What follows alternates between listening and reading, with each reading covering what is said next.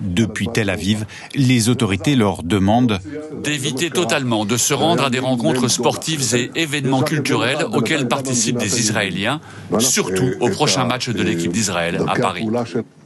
Parce que, comme je l'ai déjà dit, les peuples ne sont pas alignés sur leur gouvernement. Bonjour mesdames et messieurs, c'est Hertz. Alors pour cette vidéo, on va s'intéresser à l'actualité autour du futur match de l'équipe de France contre l'équipe d'Israël. Commentez, likez, partagez pour me soutenir et soutenir la chaîne. Sans plus tarder, nous passons à la vidéo. Je sais que certains parmi vous sont vexés du fait que, à certaines fois, dans certaines vidéos, je coupe pour commenter. Donc ici, je vais essayer de laisser la séquence en entier et de l'analyser après. Aux abords du Stade de France, les commerçants affichent déjà la couleur 3 jours avant la rencontre à haut risque entre la France et Israël. Bon nombre d'entre eux resteront fermés jeudi. Moi aussi j'ai peur, peut-être je ferme tout, 14h, 15h. Dans la tête de cette commerçante, ces scènes de chasse à l'homme dans plusieurs rues du centre-ville d'Amsterdam, où des supporters israéliens ont été violemment frappés. À Paris et à Saint-Denis, le dispositif sera renforcé avec 4000 policiers et gendarmes déployés. D'abord, un premier rideau où les spectateurs devront présenter leur place nominative et leur pièce d'identité. Puis un deuxième filtre à proximité immédiate du stade avant d'atteindre les grilles et de pouvoir pénétrer à l'intérieur de l'enceinte où, là encore, des policiers seront postés. Une rencontre devant des tribunes aux 3/4 vides. Moins de 20 000 places ont été vendues jusqu'ici. Le dispositif rassure le gérant de cette enseigne de restauration rapide. Lui, restera ouvert. Je ne sais pas pour quel intérêt je ferme le restaurant. Pour moi, ça va être une journée comme les autres. Le but, c'est ici, on ouvre pour gagner l'argent. Peu de supporters israéliens feront le déplacement. Depuis Tel Aviv, les autorités leur demandent d'éviter totalement de se rendre à des rencontres sportives et événements culturels auxquels participent des Israéliens, surtout au prochain match de l'équipe d'Israël à Paris. Depuis plusieurs mois déjà, les déplacements des équipes israéliennes se font sous très haute protection, comme ici lors des derniers Jeux Olympiques à Paris. Emmanuel Macron, lui, a prévu d'assister à la rencontre. Il s'agit, selon l'Élysée, d'adresser un message de fraternité et de solidarité après les violences d'Amsterdam. Donc, vous l'avez compris, là, on nous a montré ce qui se prépare par rapport au match Israël-France. Maintenant, on va commenter parce qu'il y a des petites choses avec lesquelles je ne suis pas d'accord dans la manière dont est présentée cette situation. Okay. Aux abords du Stade de France, les commerçants affichent déjà la couleur 3 jours avant la rencontre à haut risque entre la France et Israël. Bon nombre d'entre eux resteront fermés jeudi. Moi aussi j'ai peur, peut-être je ferme tout, 14h, 15h. Dans la tête de cette commerçante, ces scènes de chasse à l'homme dans plusieurs rues du centre. Moi, ce qui me pose problème déjà, c'est là le début. C'est cette commerçante qui a peur de on ne sait pas quoi. Il y a un dispositif qui est encore plus que le jour où il y a eu le Bataclan, avec tous les soldats qu'ils ont dit qu'ils vont mettre. Elle dit qu'elle va fermer en avance. Sauf à ce que cette commerçante soit israélienne et fait des chants qui font l'apologie de ce qui se passe à Gaza, ou des chants que l'on qualifierait de racistes. Pourquoi aurait-elle peur ? Donc, les raisons particulières pour lesquelles elle a peur, sont-elles des raisons légitimes auxquelles tout Français devra avoir peur, ou sont-elles des raisons particulières ? Si c'est des raisons particulières, il ne faut pas dire qu'elle a peur parce qu'on a poursuivi des gens, et que je sache, à Amsterdam, on n'a pas poursuivi ces gens-là dans les magasins, on n'a pas cassé les magasins, donc pourquoi elle compte fermer à l'avance ? Et c'est comme ça qu'on gave les gens, en aggravant les choses, en transformant les choses. Ce qui s'est passé là-bas, on va revenir dessus. Mais déjà, rien que sur la présentation, il y a un biais. On préjuge d'une insécurité, comme si, aux Pays-Bas, les gens qui ont mis une rouste à ces gens-là, ils se sont levés, ils ont dit on va les traquer. Et c'est toujours comme ça qu'ils présentent les choses. Ils présentent toujours les choses en faisant de ces gens-là les victimes. Soi-disant, on leur en veut à eux. Heureusement que le Pays-Bas ne s'est pas laissé avoir par la communication d'Israël comme on a eu en France. ville d'Amsterdam, où des supporters israéliens ont été violemment frappés. Vous avez vu, la présentation présente les choses comme si, à Amsterdam, les gens là, ils n'avaient rien fait. On a juste voulu s'en prendre à eux. Alors que c'est sur cette même chaîne, ils avaient présenté la même chose quelques jours précédemment, comme j'ai retrouvé ici, il y a 3 jours.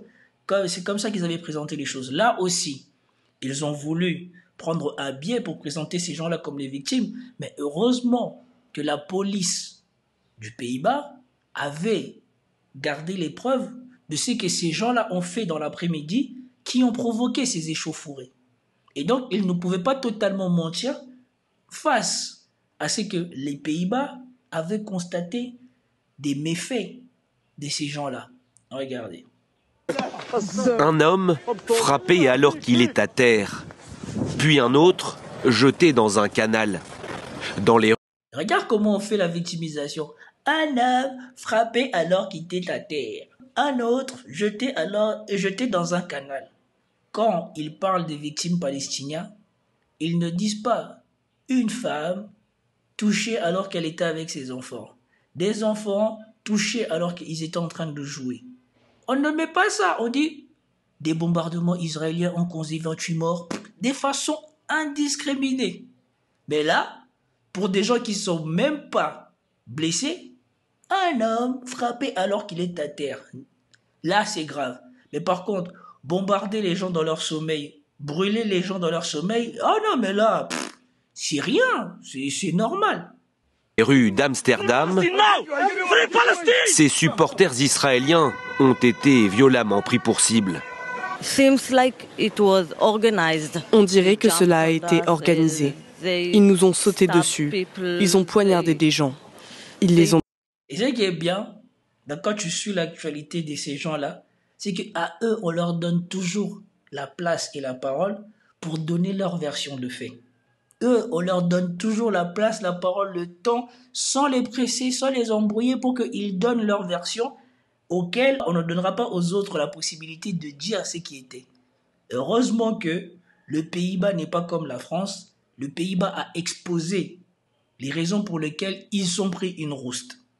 Et que ce n'était pas quelque chose de prémédité, comme on va découvrir à la suite. On battu. On n'a rien à voir avec la guerre. Nous, on est venus supporter le Maccabi Tel Aviv.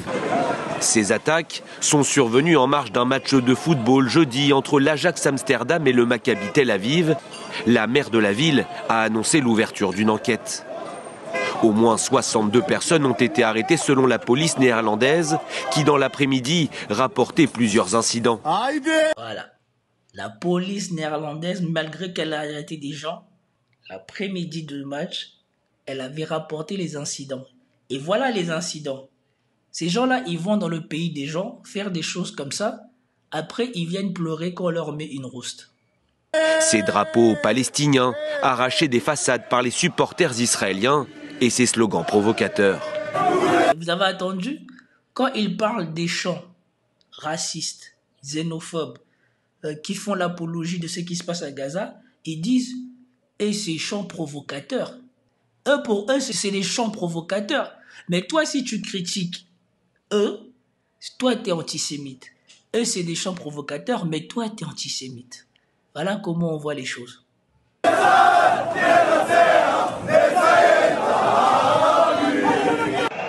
Des fans israéliens qui ont aussi sifflé la minute de silence en hommage aux victimes des inondations en Espagne, Madrid ayant reconnu officiellement la Palestine en mai dernier. Bien évidemment, des enfants de cœur. Publiées sur les réseaux sociaux, les images de ces attaques ont provoqué une vive émotion en Israël. Heureusement qu'il précise, la publication de ces images ont provoqué une vive émotion en Israël. Parce que le reste du monde s'en fout. Parce que pour le reste du monde, les images de Gaza diffusées dans le monde entier provoquent de l'émoi, ne provoquent pas d'émoi en Israël. Donc pourquoi eux, le reste du monde va avoir de l'émoi pour des gens qui ne se meuvent pas de ce qu'on fait à Gaza? Alors pourquoi le reste du monde devrait s'émouvoir? On ne relève même pas une seule personne qui a fini à l'hôpital. Le président Isaac Herzog évoque un pogrom. Benyamin Netanyahou, qui a dépêché sur place son ministre des Affaires étrangères, parle lui d'une attaque antisémite préméditée. Le Premier ministre a ordonné l'envoi immédiat de 2 avions de secours pour venir en aide à nos citoyens. Il considère l'effroyable incident avec la plus grande gravité. Quid des... L'effroyable incident. Ben, eux, quand on les tape, c'est un incident. Mais eux, quand ils font ce qu'ils font à Gaza, c'est de la faute du Hamas qu'on a déjà vaincu, bien sûr. Selon eux encore, hein, qu'ils ont vaincu, on précise. Désormais, du match France-Israël qui doit se tenir jeudi prochain à Paris. Le ministre français de l'Intérieur, Bruno Retailleau, s'est montré catégorique. Hors de question, selon lui, de le délocaliser. Ben oui, les politiciens français veulent faire allégeance devant les sionistes pour qu'à la télé, ils continuent à avoir une couverture favorable. Et donc, on revient sur notre préparation du match France-Israël, parce que le dispositif est assez impressionnant, et là aussi, il y a des choses à dire. À Paris et à Saint-Denis, le dispositif sera renforcé avec 4000 policiers et gendarmes déployés. D'abord, un premier rideau où les spectateurs devront présenter leur place nominative et leur pièce d'identité. Puis un deuxième filtre à proximité immédiate du stade, avant d'atteindre les grilles et de pouvoir pénétrer à l'intérieur de l'enceinte où, là encore, des policiers seront postés. Une rencontre devant des tribunes aux 3/4 vides. Moins de 20 000 places ont été vendues jusqu'ici. Le dispositif rassure le gérant de cette enseigne de restauration rapide. Lui, restera ouvert. Je ne sais pas pour quel intérêt je ferme le restaurant. Pour moi, ça va être une journée comme les autres. Le but, c'est ici, on ouvre pour gagner l'argent. Peu de... Et donc voilà. Totale contradiction avec la dame soi-disant qui avait peur, alors que toi tu vends tes produits. Pourquoi tu auras peur qu'il y ait des problèmes? Même s'il y a des problèmes entre les gens, il y a toujours eu des problèmes. Pourquoi soudainement ça te concerne en particulier? Bonne attitude du gérant, business as usual. Et en plus, avec tout le dispositif qui est mis, un plus grand cordon, un deuxième cordon, des gens dans le stade, tu veux qu'il arrive quoi? La France veut montrer patte blanche à Israël. Ils ont même oublié qu'il y a quelques jours, Israël les a humiliés. Hein. Ils sont là, ils mettent le paquet pour que l'équipe d'Israël vienne jouer au Stade de France. Et bien évidemment, un match qui n'intéresse personne, où les gradins seront à moitié vides, mais bon. De supporters israéliens feront le déplacement depuis Tel Aviv. Les autorités leur demandent d'éviter totalement de se rendre à des rencontres sportives et événements culturels auxquels participent des Israéliens, surtout au prochain match de l'équipe d'Israël à Paris. Eh bien oui, au moins ils sont conscients que bien que les politiciens français soient des paillassons devant l'État d'Israël, la population française qui est très hétéroclite et dans lequel la population israélienne n'est qu'une minorité, ne pourra pas être sauvée par la police si jamais ils vont faire ce qu'ils ont fait aux Pays-Bas. Et c'est pour cela qu'ils prennent les devants, ils mettent tous ces policiers-là, parce que comme je l'ai déjà dit, les peuples ne sont pas alignés sur leur gouvernement. En France, il n'y a pas que les populations qui stigmatisent, soi-disant, des Maghrébins qui ne sont pas d'accord. Il y a toutes sortes de populations, y compris les Français, qui ne sont pas d'accord avec Israël. Et encore plus si la population israélienne vient se comporter comme elle s'est comportée aux Pays-Bas. Eux, ils le savent. Ils savent que oui, ils peuvent s'essuyer les pieds sur les politiciens français, mais la population française, c'est une autre paire de manches. Et ça, moi, ça me réjouit. Depuis plusieurs mois déjà, les déplacements des équipes israéliennes se font sous très haute protection, comme ici lors des derniers Jeux Olympiques à Paris. Même pas honte. Les délégations israéliennes sont sous haute protection à Paris et les délégations françaises sont agressées sur les territoires français en Israël. Avec nous, là, on attend. Vous êtes dedans, avec vos armes. On attend les consignes depuis tout à l'heure, à notre niveau, les consignes pour savoir en fait ce qu'il en est maintenant. Et monsieur... Vous allez arrêter des militaires français, vous êtes sûr? Vous allez arrêter des militaires français? Une fois, vous allez venir avec nous à la station de police.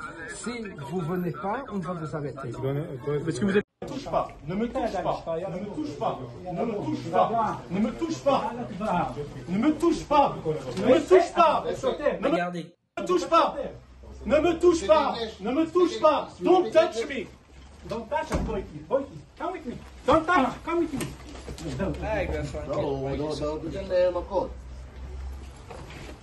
My glasses are down. Your glasses. You and your brothers.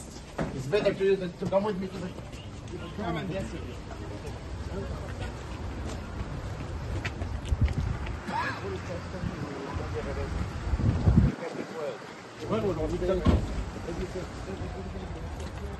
Ou à Jérusalem. Même pas honte. Les Français donnent plus de garanties aux Israéliens qui les agressent leur souveraineté à Jérusalem. C'est le monde à l'envers. Et bien évidemment, Jupiter, Macron, il va y aller, comme c'est annoncé là. Emmanuel Macron, lui, a prévu d'assister à la rencontre. Il s'agit, selon l'Élysée, d'adresser un message de fraternité et de solidarité après les violences d'Amsterdam. Ben oui, après s'être fait humilier, huer, à chaque fois qu'il est parti au Stade de France, ce tour-ci, comme on annonce que la plupart des Français fans de foot ne seront pas là et que le stade ne sera pas rempli, donc il sera beaucoup moins hué, il saute sur l'occasion pour se donner un peu de légitimité populaire et apparaître sur les écrans de télé. J'espère que malgré ça, il sera sifflé parce que c'est une honte. Et en plus, il dit quoi? Pour aller montrer de la solidarité à Israël par rapport à ce qui s'est passé aux Pays-Bas. A-t-il montré de la solidarité aux Palestiniens à cause de tout ce qui s'est passé à Gaza une seule fois? Donc, voilà le genre de choses qui me gavent avec les médias français, avec les politiciens français. Les médias français, sachant les faits, présentent une fois de plus à la population française les Israéliens qui sont partis aux Pays-Bas comme des victimes et disent que, en prévision à ce qu'ils pourraient encore être des victimes en France, on va mettre un cordon de sécurité exceptionnel et le président viendra montrer sa solidarité à Israël. Alors que si le Pays-Bas ne s'est pas essuyé comme un paillasson sur qui est la France, c'est parce qu'ils ont bien compris que ces gens-là, ils sont venus chercher des problèmes et que c'est eux qui ont créé cet incident. Ce n'est pas qu'on leur avait tendu des pièges, c'est que c'est eux qui ont provoqué la réaction qu'ils ont récoltée. Mais ici, vous avez les journalistes, les politiciens, le président, qui, malgré ce qui s'est passé, vient se soumettre à Israël. Donc, pour rien de nouveau sous le soleil, c'est juste que voilà, moi, ça m'avait dérangé. Quand j'ai regardé cette actualité, ça m'a dérangé la façon dont il le présente et j'ai tenu à commenter. Donc, voilà ce que j'avais à dire sur cette actualité. Commentez, likez, partagez pour me soutenir et soutenir la chaîne. Peace out.